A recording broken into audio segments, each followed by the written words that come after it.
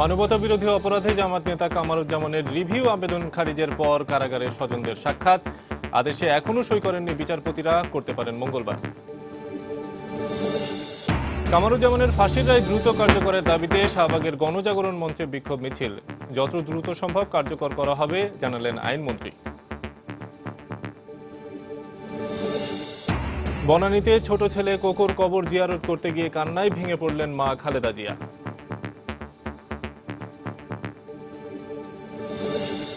তৃতীয় কোনো দেশে পণ্য রপ্তানির ক্ষেত্রে জল, স্থল এবং রেলপথ ব্যবহারের সুযোগ রেখে ভারতের সঙ্গে বাণিজ্য চুক্তি সই হচ্ছে, মন্ত্রিসভার বৈঠকের খসড়া অনুমোদন। এবং রাজধানীতে পুলিশের উপস্থিতিতে ইটালি প্রবাসী এক ব্যক্তিকে 4 তলা থেকে ফেলে হত্যার অভিযোগ। ছাদ থেকে লাফিয়ে পালাতে গিয়ে মারা গেছে বলছে পুলিশ।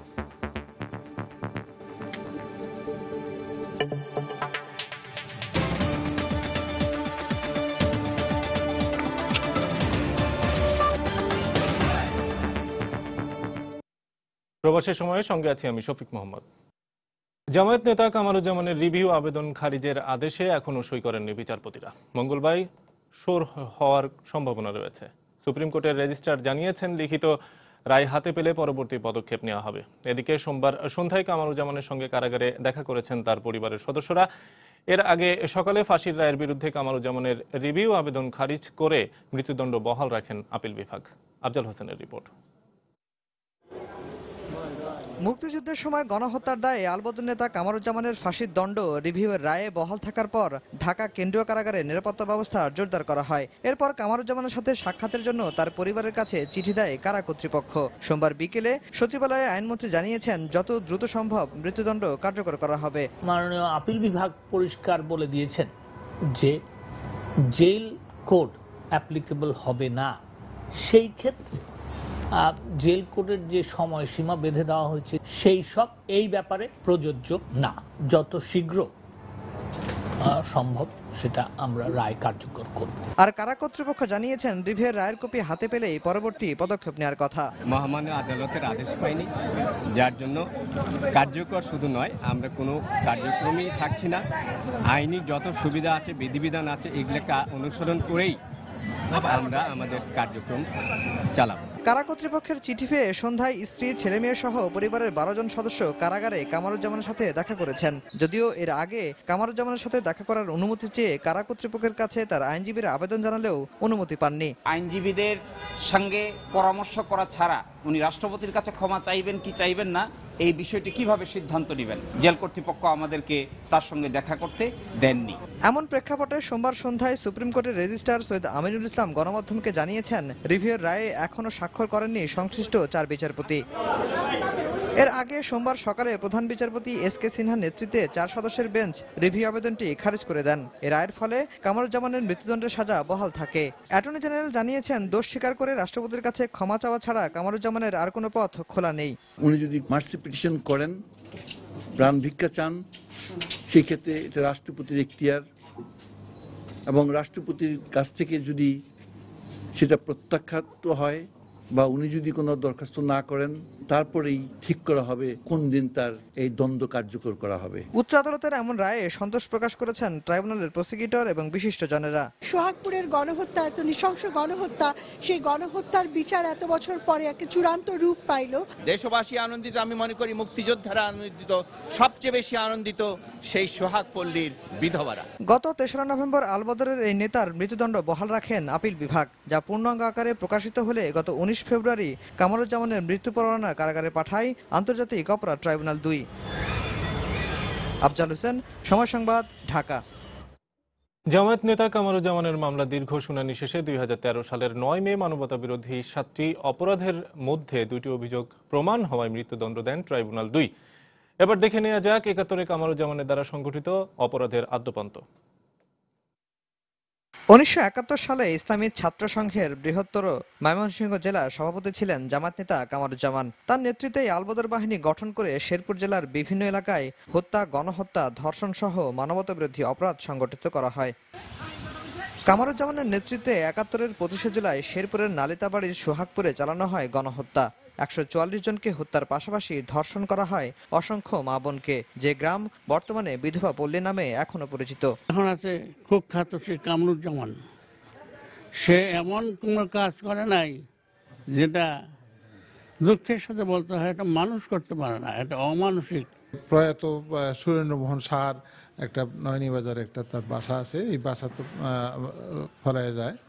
তারপরে তখন ওই বাসায় ও মানে দখল নেয় সেখানে টর্চার সেল এইটা গঠন করে। এছাড়া বিভিন্ন এলাকা থেকে মুক্তিযোদ্ধা ও নিরস্ত্র বাঙালিকে ধরে এনে শেরপুরের মৃগী নদীর ওপর শেরি ব্রিজে গুলি করে হত্যা করা হয়। ময়মনসিংহের ডাক বাংলোকে করা হয় নির্যাতন ক্যাম্প। হত্যা করা হয় বদিউজ্জামান, আব্দুল হান্নান, দারা সহ 20 জনকে। কামারুজ্জামান এবং তার সহযোগীরা বিভিন্ন এলাকা থেকে মানুষজনকে ধরে এনে রাজাকার আলবদরের প্রশিক্ষণ দিত। তাদেরই একজন মোহন মুন্সি। সে সময় তার দায়িত্ব ছিল টর্চার সেল পাহারা দেয়া। তার বর্ণনায় উঠে আসে কামারুজ্জামানের পৈশাচিক নির্যাতনের নানা বর্ণনা। বদর বাহিনী আর ওই যে রাজাকার গুলি করানো লাগবো, সোজা কথা। আচ্ছা, যেটি উমরা গেছে গা ওটি রে হিন্দু ডাইনে কলেমা পরে তারপরে গুলি করছে এই কামারুজ্জামান। আলবদরের এই নেতার বিরুদ্ধে আনা 7টি অভিযোগের মধ্যে 5টি প্রমাণিত হলেও সোহাগপুরে গণহত্যা এবং গোলাম মোস্তফাকে হত্যার অপরাধে মৃত্যুদণ্ড দেন ট্রাইব্যুনাল 2। বাকি 3টি অভিযোগে বিভিন্ন মেয়াদে সাজা দেয়া হয় তাকে। গত বছরের 3রা নভেম্বর কামারুজ্জামানের মৃত্যুদণ্ড বহাল রাখেন আপিল বিভাগ, যা পূর্ণাঙ্গ আকারে প্রকাশিত হলে 19 ফেব্রুয়ারি কামারুজ্জামানের মৃত্যু পরোয়ানা জারি করেন ট্রাইব্যুনাল 2। আফজাল হোসেন, সময় সংবাদ, ঢাকা। জামায়াত নেতা কামারুজ্জামানের ফাঁসির রায় বহাল থাকায় সন্তোষ প্রকাশ করেছেন তার গ্রামের বাড়ি শেরপুরের সোহাগপুরের বাসিন্দারা। তারা এ রায় দ্রুত কার্যকরের দাবি জানান। ফাঁসির রায় এসে এই ফাঁসির রায় আমরা তাড়াতাড়ি দেখতে চাই, তাড়াতাড়ি হোক, আমরা এটা চাই। এটা চাইলে আমরা আত্মা শান্তি হবে। আলবদর রাজাকার দালাল তাদের একজন কমান্ডার ছিল, তার নাম হলো কামরুজ্জামান। বিচারের রায় হচ্ছে, ফাঁসির হুকুম হয়েছে। এই বিধবাদের তার রায় কার্যকর হইলে বিধবারা আত্মাগুলা শান্তি পাবে। এদিকে কামারুজ্জামানের রিভিউ আবেদন খারিজ এবং ফাঁসির আদেশ বহাল থাকায় ময়মনসিংহে আনন্দ মিছিল করেছে মুক্তিযোদ্ধারা। সোমবার সকালে রায় ঘোষণার পরপরই মুক্তিযোদ্ধা সংসদ থেকে মিছিলটি বের হয়ে শহরের প্রধান প্রধান সড়ক প্রদক্ষিণ করে। পরে দ্রুত ফাঁসির রায় কার্যকরের দাবিতে জেলা প্রেস ক্লাবের সামনে মানববন্ধন করেন মুক্তিযোদ্ধারা।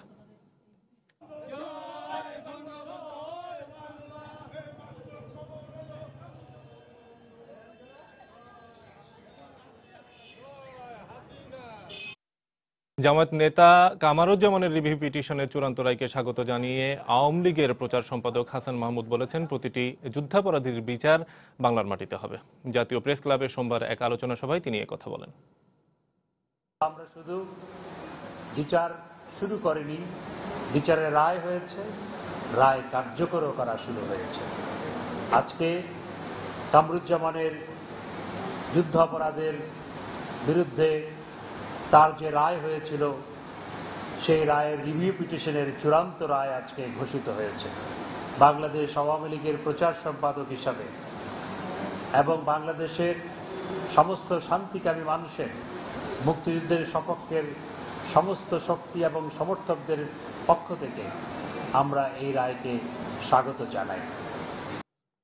এদিকে কামারুজ্জামানের রায় ঘোষণাকে কেন্দ্র করে নাশকতা এড়াতে সারা দেশে সতর্ক অবস্থায় রয়েছে বিজিবি। রাজধানীতে মোতায়েন করা হয়েছে 10 প্লাটুন বিজিবি। চট্টগ্রামে মোট 9 প্লাটুন বিজিবি মোতায়েন করা হয়েছে।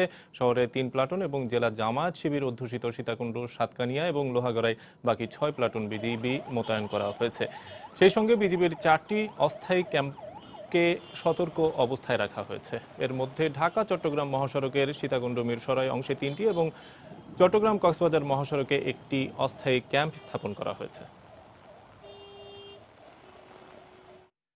মানবতা বিরোধী অপরাধে অভিযুক্ত জামায়াত নেতা কামারুজ্জামানের ফাঁসির রায় দ্রুত কার্যকরের দাবিতে গণ অবস্থান কর্মসূচি পালন করেছে গণজাগরণ মঞ্চ। সোমবার বিকেলে 4টায় শাহবাগের জাতীয় জাদুঘরের সামনে গণজাগরণের নেতা কর্মীরা জড়ো হতে থাকেন। এ সময় অভিযুক্ত জামায়াত নেতার ফাঁসির দাবিতে বিভিন্ন স্লোগান দেওয়া হয়। পরে বিকেল 5টার দিকে একটি গণমিছিল বের করা হয়। মিছিলটি শাহবাগ টিএসসি হয়ে আবারও শাহবাগে এসে শেষ হয়। এ সময় জামায়াত নেতা কামারুজ্জামানের রায় কার্যকর না হওয়া পর্যন্ত শাহবাগে গণ অবস্থান করবে বলে ঘোষণা দেয় গণজাগরণ মঞ্চ।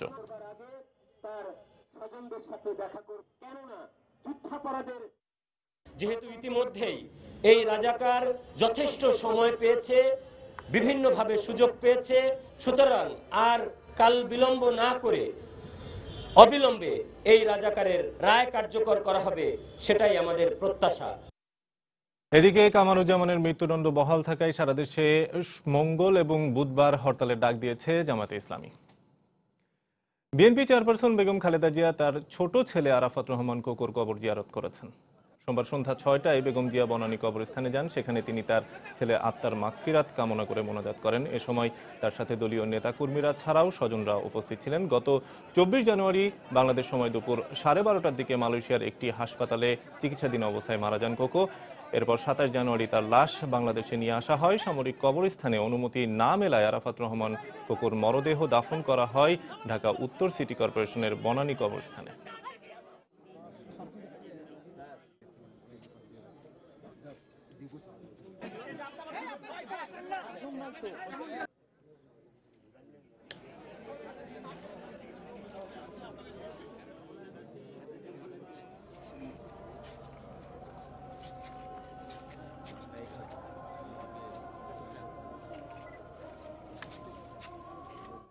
প্রবাসের সময় আরো থাকছে।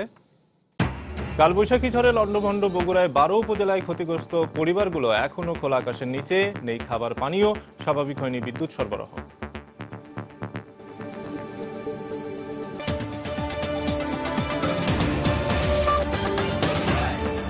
তৃতীয় কোনো দেশে পণ্য রপ্তানির ক্ষেত্রে উভয় দেশের জল, স্থল এবং রেলপথ ব্যবহারের সুযোগ রেখে বাণিজ্য চুক্তি সই হচ্ছে ভারতের সঙ্গে। প্রধানমন্ত্রীর সভাপতিত্বে মন্ত্রিসভার বৈঠকে এই চুক্তির খসড়া অনুমোদন দেওয়া হয়। বৈঠকের পর কয়েকটি জেলার প্রশাসনিক কর্মকর্তা এবং জনপ্রতিনিধিদের সাথে ভিডিও কনফারেন্সে একথা বলেন প্রধানমন্ত্রী। এ সময় দেশের আইন শৃঙ্খলা রক্ষায় বলিষ্ঠ ভূমিকা রাখতে মাঠ প্রশাসনকে নির্দেশ দেন তিনি। দক্ষিণাঞ্চলীয় জেলা পটুয়াখালী ও বরিশাল এবং হাওড় বেষ্টিত নেত্রকোনা, এই 3 জেলার শীর্ষ কর্মকর্তা ও জনপ্রতিনিধিদের সাথে সচিবালয় থেকে ভিডিও কনফারেন্সের মাধ্যমে জেলার উন্নয়ন কর্মকাণ্ড এবং আইন শৃঙ্খলা পরিস্থিতির খোঁজ খবর নেন প্রধানমন্ত্রী শেখ হাসিনা। অনলাইনে এ সময় সংযুক্ত ছিল ঢাকা ও বরিশাল বিভাগের সব জেলা। শিক্ষা, স্বাস্থ্য, কৃষি সহ বিভিন্ন খাতের উন্নয়নে বেশ কিছু পরামর্শ দিয়ে এ সময় প্রধানমন্ত্রী বলেন, উন্নয়নকে গতিশীল করতে প্রয়োজন আইন শৃঙ্খলা পরিস্থিতি স্বাভাবিক রাখা। আমাদের দুর্ভাগ্য যে এই জ্বালাও পোড়াও নানা ধরনের সন্ত্রাসী জঙ্গি কাজ করে কয়েকটি দল যেভাবে মানুষের ক্ষতি করেছে, এটা অত্যন্ত দুঃখজনক। কাজে এই ধরনের ঘটনা যেন আর কেউ ঘটাতে না পারে এবং জঙ্গিবাদী কোনো কর্মকাণ্ড যেন বাংলাদেশে না হয়, অবশ্যই সেই ব্যাপারে আপনারা যথাযথভাবে পদক্ষেপ নেবেন। প্রত্যেক উপজেলা আমাদের ফায়ার সার্ভিস স্টেশন করার কথা। প্রত্যেকটা জেলা হাসপাতালে পর্যায়ক্রমিকভাবে আমরা বয়ান ইউনিট করে দেব। এর আগে প্রধানমন্ত্রীর সভাপতিত্বে অনুষ্ঠিত হয় মন্ত্রিপরিষদের নিয়মিত বৈঠক, যেখানে অনুমোদন দেওয়া হয় ভারত বাংলাদেশের মধ্যে সংশোধিত বাণিজ্য চুক্তির খসড়ার। এই চুক্তির মেয়াদ হবে 5 বছর। মেয়াদ শেষে দুই দেশের আপত্তি না থাকলে আপনা আপনি এই চুক্তির মেয়াদ বেড়ে যাবে। এই চুক্তি যখন কার্যকর হবে তখন বাংলাদেশ যদি ভুটানের সঙ্গে বাণিজ্য করতে চায় বা নেপালের সঙ্গে বাণিজ্য করতে চায়, তাহলে ভারতের ওয়াটারওয়েজ, রোডওয়েজ এবং রেলওয়েজ ব্যবহার করতে পারবে। আগে ছিল চুক্তির মেয়াদ 3 বছর, এখন থেকে এটা হবে চুক্তির মেয়াদ 5 বছর হবে এবং অটো রিনিউয়াল। তবে যদি কোনো পক্ষ রিনিউয়াল করতে না চায়, তাহলে এটা নোটিশ দিয়ে রিনিউয়াল নাও করতে পারবে। এছাড়া দ্য পোর্টস অ্যামেন্ডমেন্ট অ্যাক্ট 2015-র খসড়ার নীতিগত অনুমোদন দেয় মন্ত্রিসভা, যেখানে 1908 সালের বন্দর আইনে যোগ করা হয়েছে নতুন ধারা। মন্ত্রিপরিষদ সচিব জানিয়েছেন, নৌবন্দর সচল রাখার জন্য নতুন কোনো স্থাপনা নির্মাণ করা হলে তার লিগ্যাল প্রোটেকশন দেবে নতুন এই ধারাটি। শাহ আলী জয়, সময় সংবাদ, ঢাকা। শিগগিরই বাংলাদেশ সফরে আগ্রহী ভারতের প্রধানমন্ত্রী নরেন্দ্র মোদী। এই সফরে দুই দেশের জনগণের কল্যাণে ইতিবাচক কিছু সিদ্ধান্ত আসছে। প্রধানমন্ত্রী শেখ হাসিনার সঙ্গে দেখা করে একথা জানান সফররত ভারতীয় পররাষ্ট্র সচিব সুজাতা মেহতা। গণভবনে প্রধানমন্ত্রীর কাছে ভারতীয় প্রধানমন্ত্রীর শুভেচ্ছাও পৌঁছে দেন সুজাতা। বাংলাদেশের অর্থনৈতিক উন্নয়নেও ভূয়সী প্রশংসা করেন সুজাতা। বাংলাদেশ এবং ভারতের মধ্যে বিদ্যমান সৌহার্দ্যপূর্ণ সম্পর্ক শেখ হাসিনার নেতৃত্বে আরও নতুন মাত্রা পাবে বলেও আশা প্রকাশ করেন তিনি। এ সময় প্রধানমন্ত্রী বলেন, দুই দেশের ঐক্যবদ্ধভাবে কাজ করলে ভারত এবং বাংলাদেশের সাধারণ মানুষের উন্নয়ন ত্বরান্বিত হবে।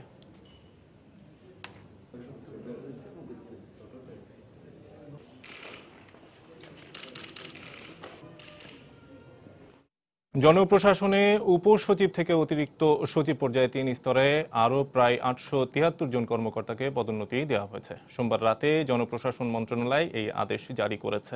পদোন্নতি তালিকায় কর্মকর্তাদের মধ্যে 343 জন উপসচিব, যুগ্ম সচিব পদে 299 জন, অতিরিক্ত সচিব, লিএনএ থাকা এবং বিভিন্ন দূতাবাসে কর্মকর্তাদেরও এর আওতায় আনা হয়েছে। সাম্প্রতিক সময়ে একসঙ্গে এত পদোন্নতি আর হয়নি। 2014 সালের 12 জানুয়ারি টানা দ্বিতীয় মেয়াদে আওয়ামী লীগ সরকার গঠনের পর এবছর 6 এপ্রিল পর্যন্ত জনপ্রশাসনে 986 কর্মকর্তাতে পদোন্নতি দেওয়া হলো। এই পদোন্নতি নিয়ে বর্তমানে 108টি অতিরিক্ত সচিবের স্থায়ী পদের বিপরীতে 457 জন, 430টি যুগ্ম সচিবের স্থায়ী বিপরীতে 935 জন এবং 830টি উপসচিবের স্থায়ী পদের বিপরীতে 1324 জন, 2700 জ্যেষ্ঠ সহকারী উপসচিবের স্থায়ী পদের বিপরীতে 1292 জন কর্মকর্তা আছেন।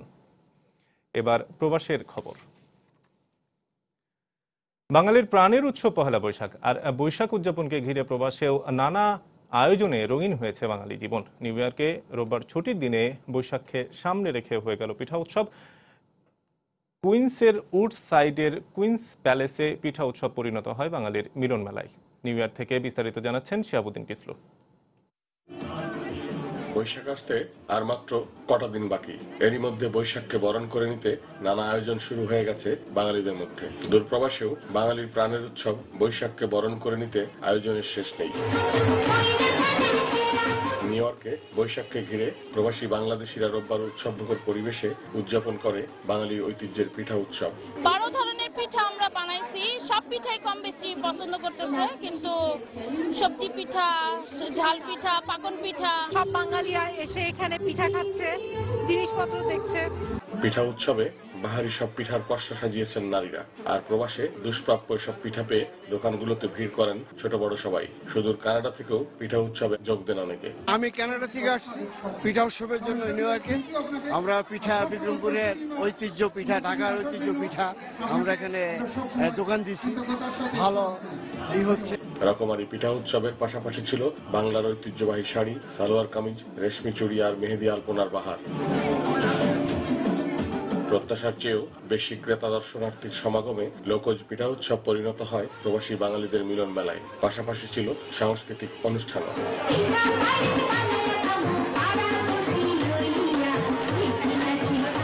আমরা একতারা দোতারা করছি। বাঙালির সাংস্কৃতিক এই ঐতিহ্য নতুন প্রজন্মকে শেকড়ের সন্ধান দেবে এমন প্রত্যাশা পিঠা উৎসবে আগতদের। উৎসবের আনুষ্ঠানিক উদ্বোধন করেন জাতিসংঘে নিযুক্ত বাংলাদেশের স্থায়ী প্রতিনিধি ডক্টর এ কে আব্দুল মোমেন। বৈশাখের আগমনের এখনো 1 সপ্তাহ বাকি, তারপরেও বৈশাখের আমেজে নিউ ইয়র্কে উদযাপিত হচ্ছে পিঠা উৎসব। বাঙালির পিঠা উৎসবকে কেন্দ্র করে এই নিউ ইয়র্ক যেন পরিণত হয়েছে বাঙালির মহামিলন মেলায়। শিহাবুদ্দিন কিসলু, সময় সংবাদ, নিউ ইয়র্ক।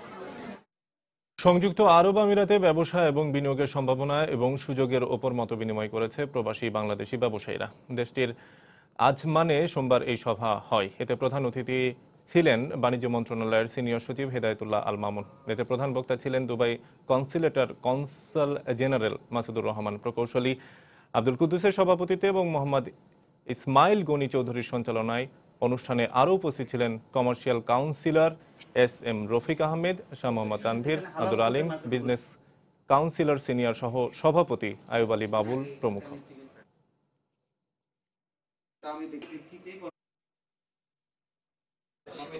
ব্লগার অভিজিৎ রায় এবং আশিকুর রহমানের হত্যাকারীর দ্রুত গ্রেফতার করে তাদের দৃষ্টান্তমূলক শাস্তির দাবিতে ফ্রান্সের প্যারিসে মানববন্ধন করেছে প্রবাসী বাংলাদেশিরা। রোববার প্যারিসের রিপাবলিকে এই মানববন্ধন কর্মসূচির আয়োজন করে ফ্রান্সস্থ বাংলাদেশ হিন্দু বৌদ্ধ খ্রিস্টান ঐক্য পরিষদ এবং বাংলাদেশ মাইনরিটি ইন ইউরোপ নামে দুটি সংগঠন। এ সময় বক্তারা যে কোনো মূল্যে ব্লগার হত্যাকারীদের বিচার নিশ্চিত করার জন্য বাংলাদেশ সরকারের প্রতি আহ্বান জানান। তারা আততায়ীর ফাঁসি চাই, মৃত্যুদণ্ড চাই বলে স্লোগান দেন। এ আয়োজনে স্থানীয় আওয়ামী লীগ নেতারাও যোগ দেন।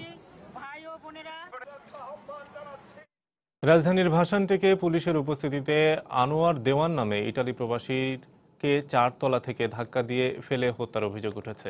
নিহতের স্ত্রী নীলা দেওয়ানের অভিযোগ, জমি নিয়ে বিরোধের জের ধরে প্রতিপক্ষের লোকেরা পুলিশের সহায়তায় আনোয়ারকে পরিকল্পিতভাবে হত্যা করেছে। তবে পুলিশের দাবি, ছাদ থেকে লাফ দিয়ে পালাতে গিয়ে আহত হয়ে মারা গেছে আনোয়ার।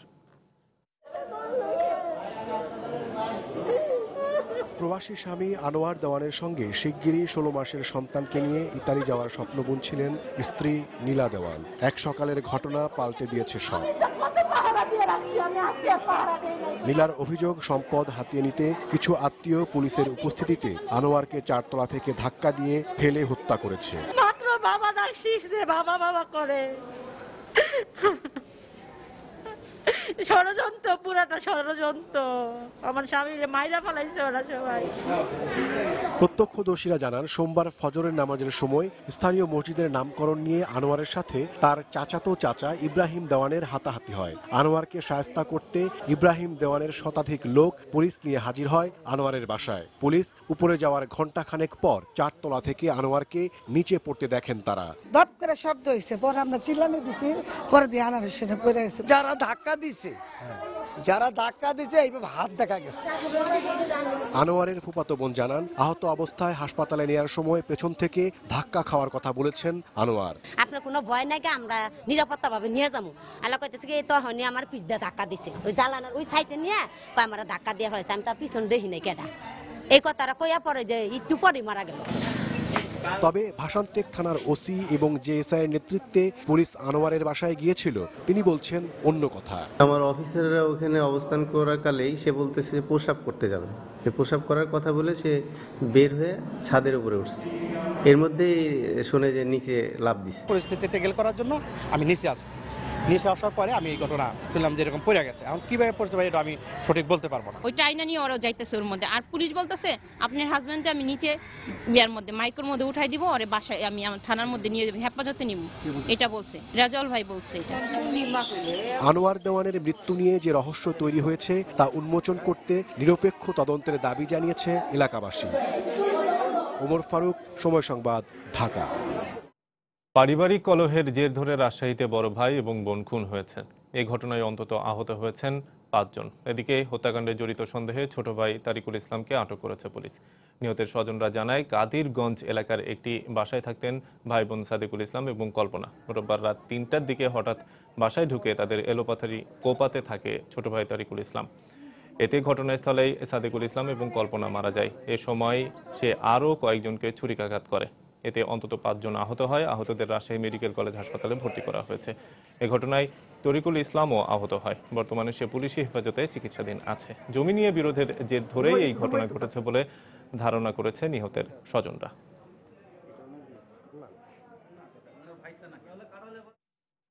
রাজধানীর খিলগাঁওয়ে বিদ্যুৎ স্পৃষ্ট হয়ে 2 জন মারা গেছে। মৃত 2 জনের মধ্যে একজন বাড়ির মালিক এবং অপরজন ভাড়াটিয়া বলে নিশ্চিত করেছে প্রতিবেশী এবং স্বজনরা। সোমবার সকালে খিলগাঁওয়ের তারাবাগ গলিতে এই দুর্ঘটনাটি ঘটে। প্রত্যক্ষদর্শী এবং নিহতের স্বজনরা জানায়, টিনশেড ঘরের সামনে কাপড় শুকানোর তার বিদ্যুতায়িত হয়েছিল। সকালে এতে কাপড় শুকাতে গেলে বিদ্যুৎ স্পৃষ্ট হন বাড়ির বাসিন্দা নাসিমা। তার আর্তচিৎকারে বাঁচাতে এগিয়ে আসেন বাড়ির মালিক আনোয়ার হোসেন। পরে তিনিও বিদ্যুতায়িত হয়ে পড়লে তাকে বাঁচাতে ছুটে আসে রাজ্জাক নামে বাড়ির আর এক বাসিন্দা। পরে আনোয়ার এবং রাজ্জাককে ঢাকা মেডিকেলে নেওয়া হলে চিকিৎসক তাদের মৃত ঘোষণা করেন। নিহত রাজ্জাকের গ্রামের বাড়ি গাইবান্ধায়।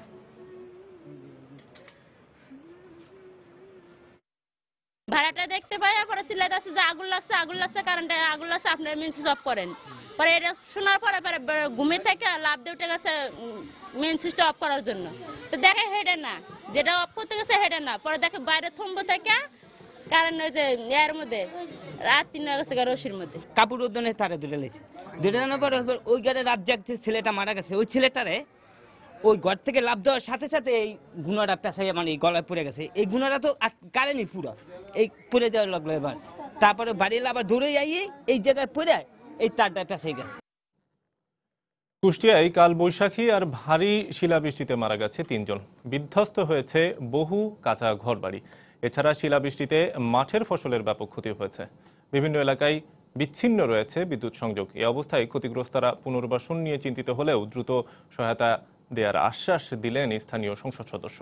কুষ্টিয়া থেকে SM রাশেদের পাঠানো তথ্য ও ছবি নিয়ে ডেস্ক রিপোর্ট। চারদিকে ভাঙা গাছ আর বিধ্বস্ত ঘরবাড়ি।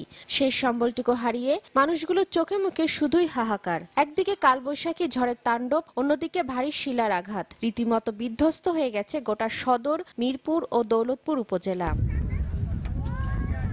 দুমড়ে মুচড়ে গেছে ফসলের ক্ষেত, নষ্ট হয়ে গেছে লিচু, কাঁঠাল সহ নানা ফলদ গাছ। খুঁটি ও গাছ উপড়ে পড়ে বিচ্ছিন্ন হয়ে গেছে বিদ্যুৎ সংযোগ, যোগাযোগ ব্যবস্থা। রাত 3:30টার দিকে ঝড় বৃষ্টি শিল সব একদম ঘর বাড়ি কিছুই নেই, সব ভুদি ধরেন পানিতে এখন বাড়িতে মানে 5-6 কাটা পেঁয়াজ তুলে যা সব এরকম অবস্থা। হঠাৎ শিলা বৃষ্টি হয়ে আমার 300টা আম গাছ ছিল শেষ হয়ে গেছে এবং গোটা 50 লিচু গাছ, মেহগনি গাছ কিছু ভাঙেছে। তবে ক্ষতিগ্রস্তদের দ্রুত সহায়তা দেওয়ার আশ্বাস দিয়েছেন স্থানীয় সংসদ সদস্য। কুমারখালী অঞ্চলের দক্ষিণাঞ্চলের এমন কোন অঞ্চল নেই, গ্রাম নেই যে গ্রাম ক্ষতিগ্রস্ত হয়নি। অবিলম্বে তাদের অর্থনৈতিক সাহায্য, টিন এবং অর্থনৈতিক সাহায্য এই দুইটা এই মুহূর্তে জরুরি প্রয়োজন। রোববার রাতের এই ঝড়ে 3টি উপজেলার অন্তত 3000 বাড়িঘর ধ্বংসস্তূপে পরিণত হয়েছে। গৃহহীন হয়ে পড়েছে 1.5 শতাধিক পরিবার। সময় সংবাদ, কুষ্টিয়া। কালবৈশাখী ঝড়ে লণ্ডভণ্ড বগুড়ার 12 উপজেলার ক্ষতিগ্রস্ত পরিবারগুলো এখনো খোলা আকাশের নিচে। খাবার এবং পানীয় অভাবে মানবতর জীবনযাপন করছেন তারা। স্বাভাবিক হয়নি বিদ্যুৎ সরবরাহ ব্যবস্থাও। এদিকে নিহতদের পরিবারকে আর্থিক সহায়তা দেওয়ার আশ্বাস দিয়েছে জেলা প্রশাসন। বগুড়া থেকে রবিউল ইসলামের ছবি এবং মাজেদুর রহমানের তথ্য নিয়ে ডেস্ক রিপোর্ট।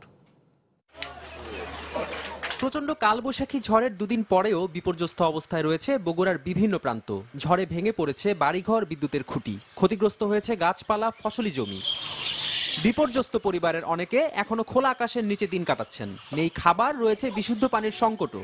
ঘরতে এক মুঠ অন্ন নেই, আমি কি যে কি করি, ছেলে বাড়ি ঘর দুয়ার গাছপালা মুঠ ভাঙ্গে উড়ে নিয়ে গেছে। স্বামী নাই, ছেলে মেয়ে কেউ নাই, তাই আমি এখন থাকারও থান নাই। আমাদের ঘরের চাল ছিটাছিটি করে কোথায় কোন জায়গায় লেগে ফেলাই দিছে খুঁজে পাওয়া যায়নি। একটা ঘর নেওয়া যায়নি, একটা ঘর নেওয়া গেছে, বারান্দাটা ছিল, বারান্দাটা মাটি দিয়ে শুয়ে পড়ে গেছে।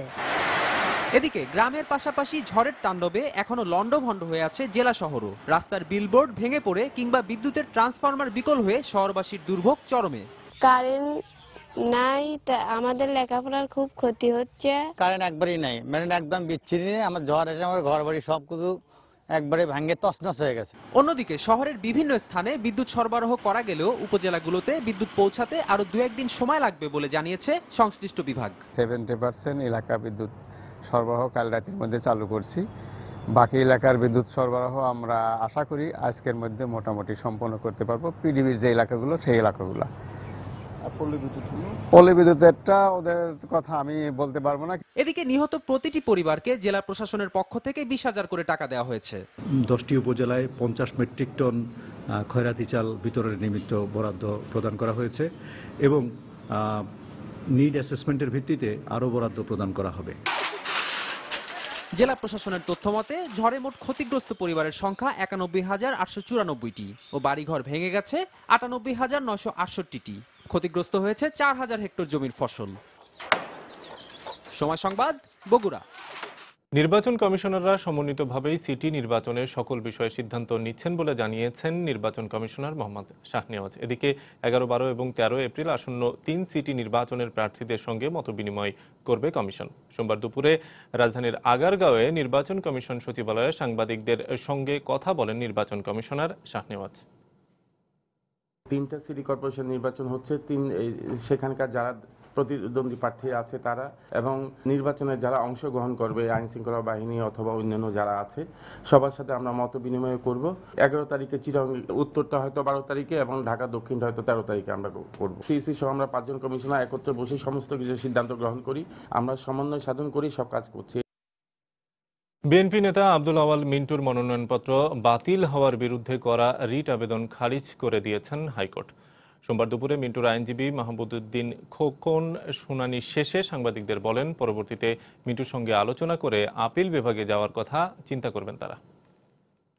তার যিনি সমর্থন করেছেন তিনি ওই এলাকার ভোটার না, এবং যেহেতু এটা আইনের একটি ব্যত্যয় ঘটে গেছে, হাইকোর্টেও এটাকে ওই দুইটা রায়েরকে হস্তক্ষেপ করার মতন কোনো কারণ নাই। তাই আমাদের উভয় পক্ষের বক্তব্য শুনে আজকে আদালত এই রিট পিটিশনটি সরাসরি খারিজ করে দিয়েছেন।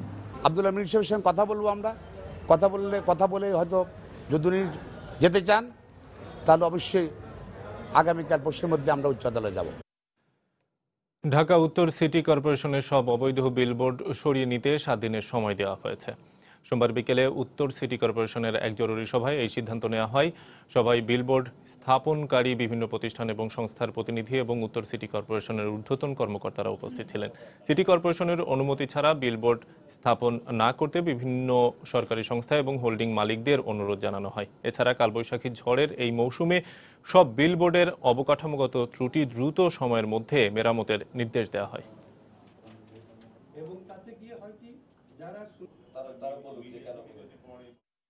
একজন লোকে যেন মারা না যায়, তো সেই ব্যবস্থা হিসাবে আমরা প্রথমে বলেছি যে আমাদের যে বৈধ বিলবোর্ড আছে, বৈধ বিলবোর্ড তো একটা স্ট্রাকচারাল ডিজাইন বা একটা শৃঙ্খলার মধ্যে তারা আছে।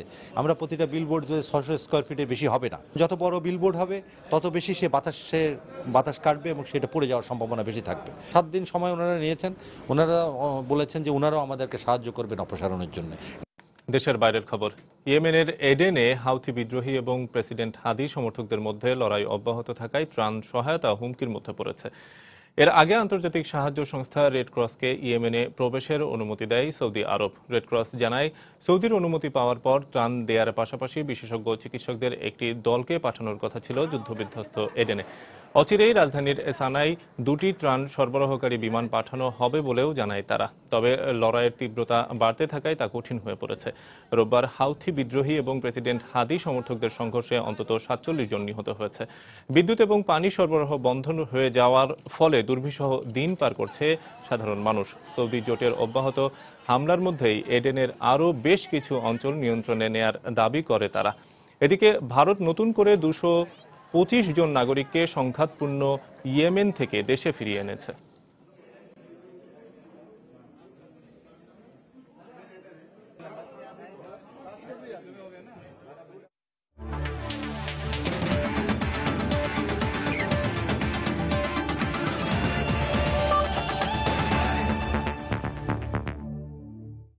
বিশ্বকাপে ভারতের বিপক্ষে ম্যাচে বাংলাদেশের বিরুদ্ধে আম্পায়ারদের বাজে সিদ্ধান্তে বিসিবির আনুষ্ঠানিক অভিযোগের পরিপ্রেক্ষিতে সন্তোষজনক জবাব দিয়েছে আইসিসি। এমনটাই মন্তব্য করেছে বিসিবির সহসভাপতি মাহবুব আনাম।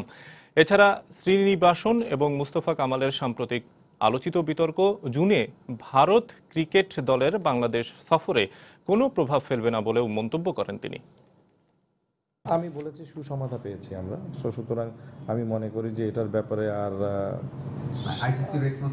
অবভিয়াসলি সার্বিকভাবে ওই ম্যাচের ব্যাপারে আমাদের যে অবজারভেশনগুলো ছিল আমরা সঠিকভাবেই আইসিসির যে ডিপার্টমেন্টকে এটা নিয়ে জানানো দরকার সেটা অবশ্যই আমার মনে হয় বোর্ডের একান্ত ব্যাপার, সেটা পাবলিক ইনফরমেশন নয়। ব্যক্তিবিশেষের যে সমস্যাটা আমি মনে করি তার কোনো প্রভাব আমাদের সাথে বিসিসিআই এর সাথে কোনো কিছু হবে না। বিসিসিআই এর যারা শীর্ষ পর্যায়ে কর্মকর্তা তারা ওয়ার্ল্ড কাপের সময় ছিলেন, তারা আমাদের সাথে কথা বলেছেন। এটা উঠে আসেনি যে তারা আমাদের ট্যুরে আসবেন না। বিসিএল এর খবর। বাংলাদেশ ক্রিকেট লিগ বিসিএল এ মাশরাফির ব্যাটসম্যান হবার দিনে জয় পেয়েছে দক্ষিণাঞ্চল। ফতুল্লায় টসে জিতে প্রথমে ব্যাট করতে নামা মধ্যাঞ্চল 213 রানের জবাবে মাশরাফির অনবদ্য 50 রানের সুবাদে 3 উইকেট হাতে রেখে এই জয়ের বন্দরে পৌঁছে যায় দক্ষিণাঞ্চল। ম্যাচ ফেরা হয়েছেন দক্ষিণাঞ্চলের অধিনায়ক মাশরাফি বিন মুর্তজা। নারায়ণগঞ্জ থেকে ফিরে আরো জানাচ্ছেন সজল মিত্র রিচার্ড। ফতুল্লায় দিনের শুরুতে টসে জিতে ব্যাট করতে নেমে শুরুটা মোটেই ভালো করতে পারেনি মধ্যাঞ্চল। রুবেলের বোলিং তোপে মাত্র 20 রানেই তারা হারায় ওপেনার আব্দুল মজিদকে। এরপর ধ্বংসযজ্ঞে রুবেলের সাথে আব্দুর রাজ্জাকও যোগ দিলে স্কোর বোর্ডে আরো 37 রান তুলতেই শামসুর, রনি তালুকদার ও শুভাগত হোমের উইকেট হারিয়ে রীতিমতো ধুঁকতে থাকে মধ্যাঞ্চলের ব্যাটিং লাইন আপ। বিপাকে পড়া দলের হাল ধরেন অধিনায়ক মাহমুদুল্লাহ রিয়াদ। কিন্তু সেই রুখে দাঁড়াবার চেষ্টাও খুব একটা কাজে আসেনি। ব্যক্তিগত 31 রানে এনামুল হক জুনিয়রের শিকার হয়ে সাজঘরের পথ ধরেন বিশ্বকাপে টাইগারদের হয়ে ব্যাক টু ব্যাক সেঞ্চুরির মালিক রিয়াদ। পরে নিয়মিত বিরতিতে উইকেট হারানো মধ্যাঞ্চলের হাল ধরেন উইকেট রক্ষক ব্যাটসম্যান ধীমান ঘোষ। এক প্রান্ত আগলে রেখে তিনি ব্যাট করে গেলেও সতীর্থদের আসা যাওয়ার মিছিলে এক পর্যায়ে তাদের স্কোর দাঁড়ায় 8 উইকেটে 156 রান। এরপর লোকাল বয় শরীফ ও ধীমান মিলে গড়েন 52 রানের জুটি। সেই সুবাদে 200 রানের কোটা পেরোয় মধ্যাঞ্চলের ইনিংস। শেষ পর্যন্ত 213 রানেই থামে রিয়াদরা। ধীমান 64 রানে অপরাজিত থাকেন। দক্ষিণাঞ্চলের পক্ষে 42 রানে 5 উইকেট নেন পেসার রুবেল হোসেন। জবাবে ব্যাট করতে নেমে দারুণ শুরু করেন দক্ষিণাঞ্চলের 2 ওপেনার ইমরুল ও সৈকত। 49 রানে সেই দারুণ জুটি ভাঙার পরপরই যেন মরক লাগে মাশরাফিদের ইনিংসে। মাত্র 9 রান করে ইমরুল বিদায় নিলেও 50 তুলে নিয়ে মোশাররফ রুবেলের শিকার হয়ে সাজঘরে ফেরেন সৈকত। এর পরপরই বল হাতে ঘূর্ণি দেখান মধ্যাঞ্চলের স্পিনার ইলিয়াস সানি। তার স্পিন বিষে মুহূর্তেই 7 উইকেটে 147 রানে পরিণত হয় দক্ষিণাঞ্চলের স্কোর। দলের হার যখন সময়ের ব্যাপার মাত্র, ঠিক তখনই ব্যাট হাতে জ্বলে ওঠেন অধিনায়ক মাশরাফি। মাত্র 33 বলে 50 রানে অপরাজিত থাকেন তিনি। তার সাথে 21 বলে অপরাজিত 28 রান করে যোগ্য সঙ্গ দেন আব্দুর রাজ্জাক। অষ্টম উইকেটে দুজনে মিলে করেন 73 রানের অবিচ্ছেদ্য জুটি। শেষ পর্যন্ত 3 উইকেটে জয় নিয়ে মাঠ ছাড়ে মধ্যাঞ্চল। বিসিএল এর এবারের ওয়ানডে ফরম্যাটের আসরকে দেখা হচ্ছিল পাকিস্তানের বিপক্ষে আসন্ন হোম সিরিজের আগে টাইগারদের প্রস্তুতি হিসেবে। সেই প্রস্তুতিতে কতটুকু সফল হয়েছে টাইগাররা সেটি হয়তো বোঝা যাবে পাকিস্তানের বিপক্ষে সেই ওয়ানডে সিরিজেই। তবে তার আগে এই লো স্কোরিং এর ম্যাচগুলো টাইগারদের বেশ ভোগাচ্ছে।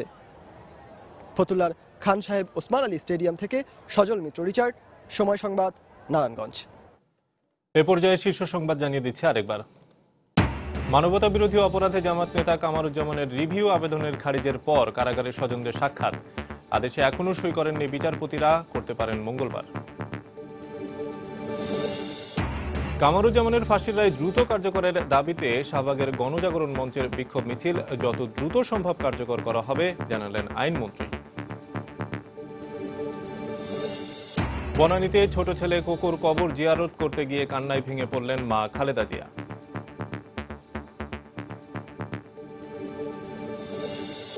তৃতীয় কোনো দেশে পণ্য রপ্তানির ক্ষেত্রে জল, স্থল এবং রেলপথ ব্যবহারের সুযোগ রেখে ভারতের সঙ্গে বাণিজ্য চুক্তি সই হচ্ছে। মন্ত্রিসভার বৈঠকের খসড়া অনুমোদন। এবং রাজধানীতে পুলিশের উপস্থিতিতে ইতালি প্রবাসী এক ব্যক্তিকে 4 তলা থেকে ফেলে হত্যার অভিযোগ।